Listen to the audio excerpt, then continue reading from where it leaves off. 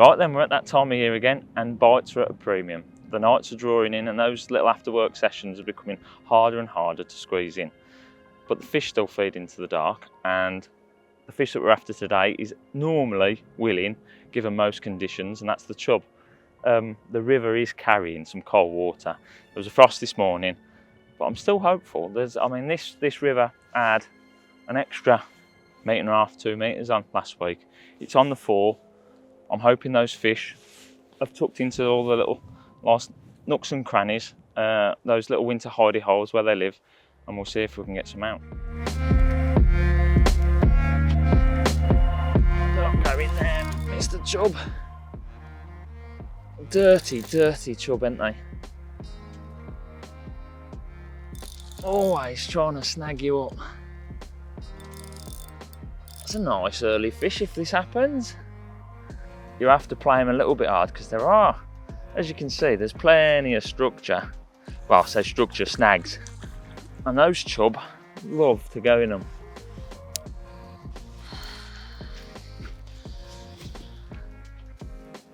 I'm not going to pull out of you, was I? First swim, first fish. Wicked.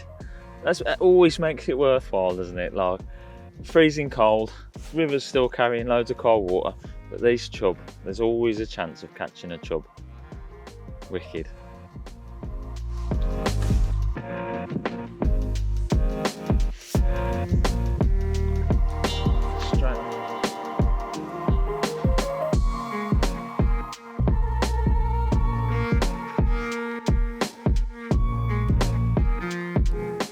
So I'm going to run through a few little tips that help that maximise the potential out of these short evening sessions. It sounds daft, but we're going to cover the basics first. If you do get a chance to turn up in the daylight to sort of scout where you're going to fish out, it is a massive advantage. If you're trying to do it in the dark, you're going to be fishing under roots, under trees, potentially losing loads of end tackle. Literally half an hour of daylight can make such a difference. If you can't get there before the dark falls, if you can walk the stretch maybe the week before, at some point during the winter, so you've got a rough idea what you're looking for or where you're heading. Another one, because I've been caught out by this, is planning your route back to the car. Some rivers are really nice. The car park's on the riverbank and you just follow the riverbank. But others are like 3 meadows that way, and you've gone through a little fence and you're trying to find that little gap in a fence or a hedge to get back to the car at 10, 11 o'clock at night, pitch black, frosty, and you just want to go home. So if you sort of pick on the horizon a feature by where you've got to go, it's a great starting point. If not, everyone's got a smartphone these days. Get your phone out, look at satellite, and basically track your route back to the car.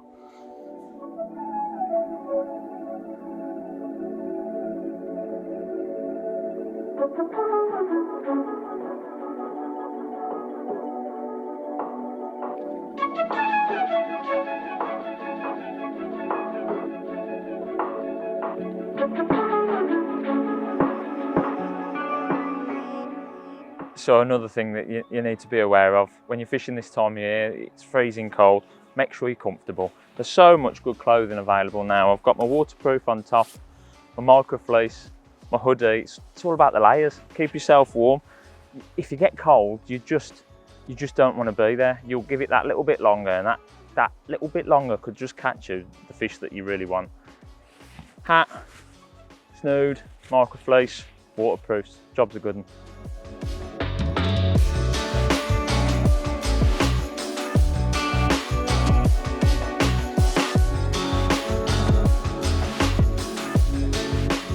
Onto the fishing front, another sort of important little bit of information is having a selection of quiver tips. So starting light, I've got a 2-ounce glass tip there. The glass tip I'll be using for any sort of marginal slacks. I'm almost going to be fishing in dead water, so there's really minimal resistance. The glass seems to be by far the best for that. And then going on to my carbon tips in 2, 3, 4 ounce. I will fish those sort of when I'm fishing across the current. So if I was fishing a little bread feeder with the extra water on, the current would take all the slack out of the tip. So you'd have with a glass tip, it'd be bent right round, and then you almost lose the sensitivity in the tip part. So a carbon tip will be more erect, and it will show you more of the little indications. Definitely have a selection of quiver tips.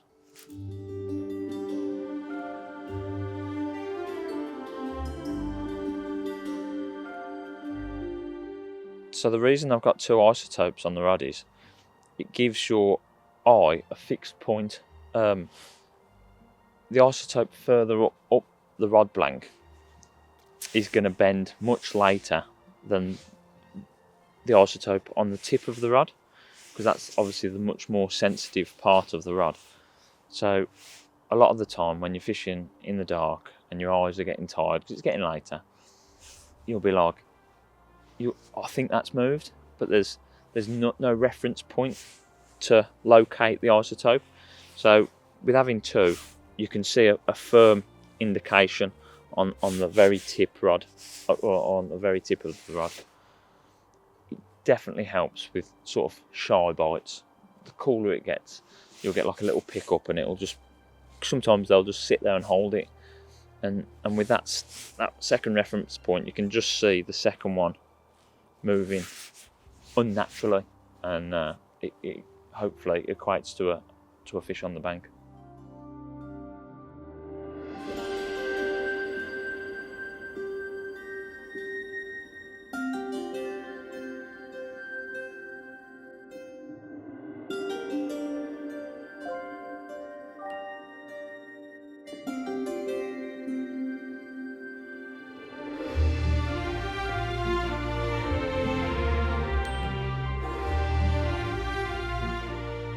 Well, I'm really surprised that peg hasn't done us a bite. That is normally a banker for me.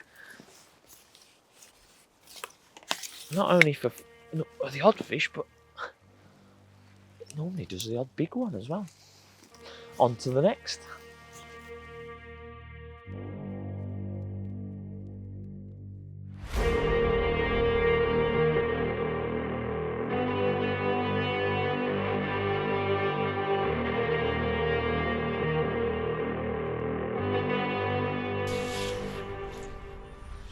So there we go.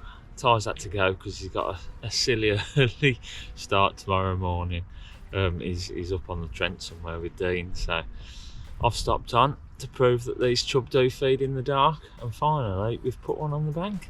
But hopefully you've took some useful information and little hints and tips about fishing for these in the dark, and they do feed, look. And if you've liked the video, just like and subscribe. Wicked. Fish on. And going down the snags. Beautiful. Like buses, just after Ty's gone. There's another one.